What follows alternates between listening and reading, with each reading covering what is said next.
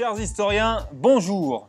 Ici, nous altérons le passé pour modifier l'histoire. J'ai développé un système de courrier temporel pour envoyer des messages à travers le temps. Je vais donc temps-poster, un mot que j'ai inventé pour poster à travers le temps, la même lettre à 3 personnages des années 30.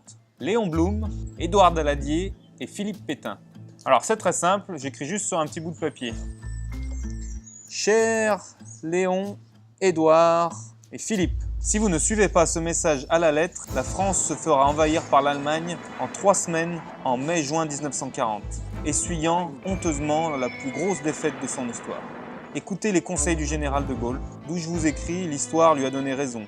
Sa vision moderne de la guerre est la marche à suivre. Amicalement, Kenan Olivier.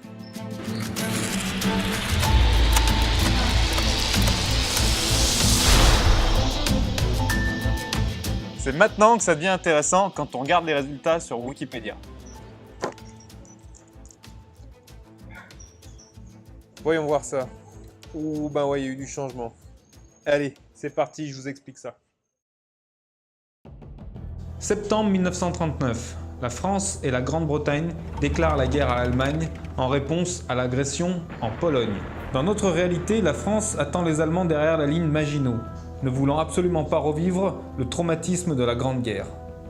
Mais ici, la France s'est bien préparée, écoutant les conseils du général de Gaulle, dans son livre « Le fil de l'épée », en modernisant l'armée et rajeunissant l'état-major. Alors que les forces allemandes sont occupées en Pologne, les troupes françaises et britanniques rushent à l'intérieur des frontières allemandes, ne rencontrant que très peu de résistance. Hitler avait parié sur le fait que les Alliés seraient moins agressifs. L'aviation française est un cran en retard par rapport à la Luftwaffe. Mais les avions anglais, les fameux Spitfire, surpassent le matériel allemand.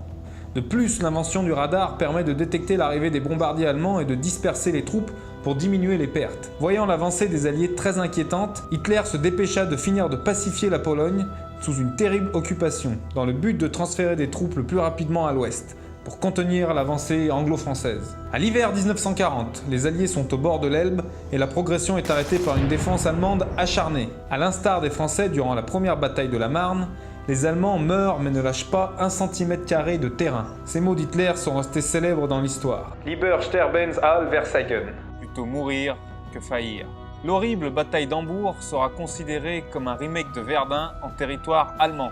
Plus de 750 000 personnes y périrent de janvier à août 1940. La ville d'Hambourg étant une place stratégique pour le contrôle du Danemark et du passage des navires pour frapper l'Angleterre, mais fidèle à sa réputation, la Navy tient le blocus du Nord et contient les navires allemands. Le flambant neuf Bismarck fera en revanche plus de dégâts dans cette réalité et ne sombrera pas, devenant pour l'Allemagne le symbole de l'abnégation et de la résistance. Voyant l'Allemagne s'affaiblir, le Japon ne s'associera pas avec Hitler et renoncera à l'attaque sur Pearl Harbor, laissant les États-Unis dans leur protectionnisme, même si Roosevelt était un pro-belligérant, pensant que la France et l'Angleterre accumuleraient trop de pouvoir en gagnant la guerre. Au printemps 1940, les élections sont tenues en France. Grâce à la gloire obtenue au combat, le général de Gaulle est élu président du Conseil et se fait voter les pleins pouvoirs jusqu'à la chute de l'Allemagne pour terminer la guerre au plus vite. Sa vision et son anticipation de la guerre face à l'Allemagne avaient sans doute sauvé la France. Il déclara « Mes chers amis, croyez-moi ô combien j'aurais aimé avoir tort,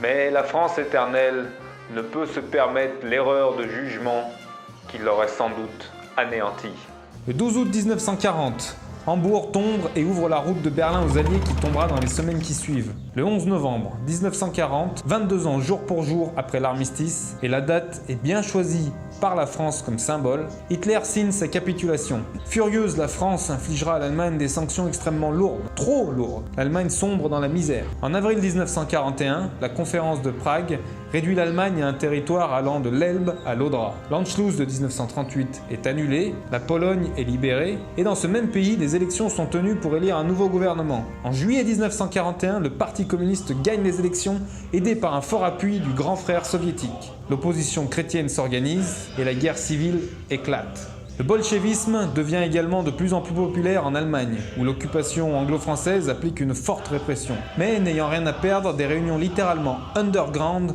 créent une force de plusieurs centaines de milliers d'hommes. À leur tête, un certain Adenauer organise le mouvement SKD, Starkes Kommunistisches Deutschland, l'Allemagne communiste forte, armant une résistance partisane effectuant des attaques de guérilla sur les forces d'occupation alliées. La montée de l'extrême gauche en Europe inquiète Churchill, qui déclarera « Il y a eu la peste noire, le bolchevisme nous apporte la peste rouge ». La tension entre la nouvelle URSS et les Alliés monte. Staline, Churchill et De Gaulle se rencontrent à Helsinki en février 1942. De Gaulle pense à l'une de ses idoles politiques, Clémenceau, qui avait déclaré jadis, à la fin de la Première Guerre mondiale, il est plus facile de faire la guerre que la paix. La conférence est un fiasco monumental.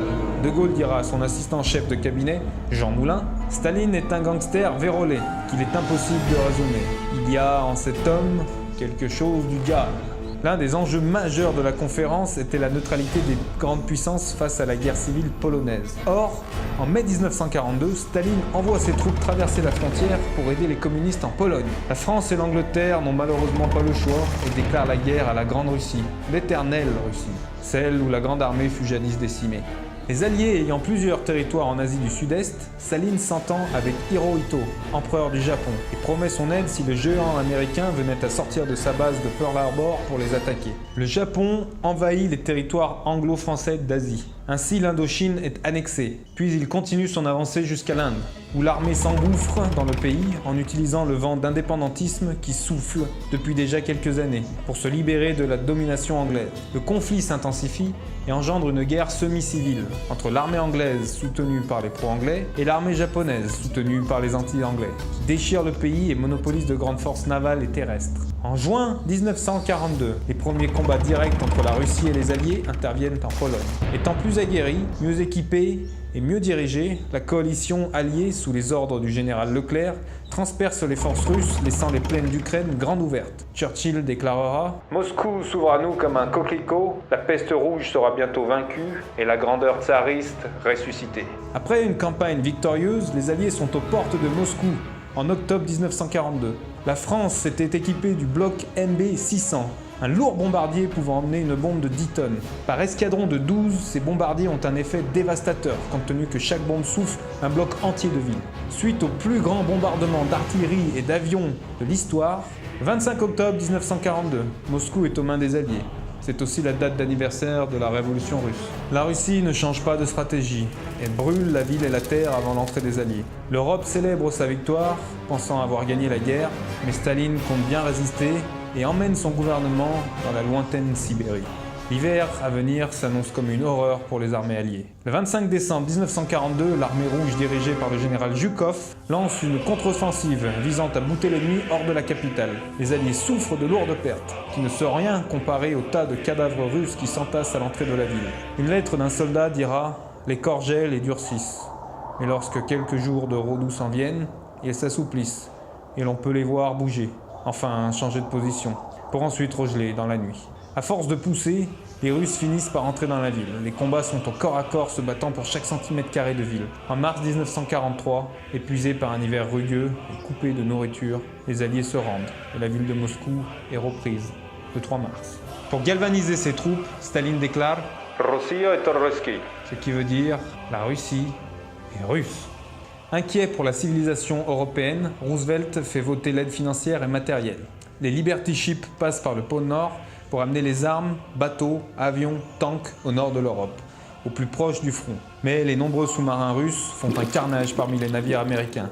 Le 17 avril 1943, date célèbre dans l'histoire, Franklin Delano Roosevelt meurt. Son avion est abattu par l'aviation russe alors qu'il visitait son allié Churchill.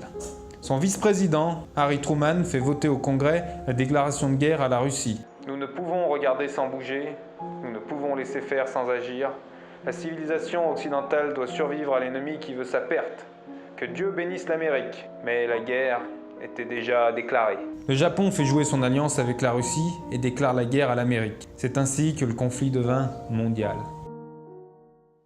Et voilà, un différent scénario plausible parmi des millions. Mais guerre mondiale quand même.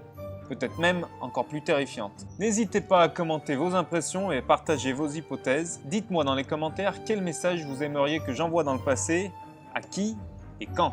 Merci pour votre attention et comme mon grand-père disait toujours au téléphone, allez, au revoir!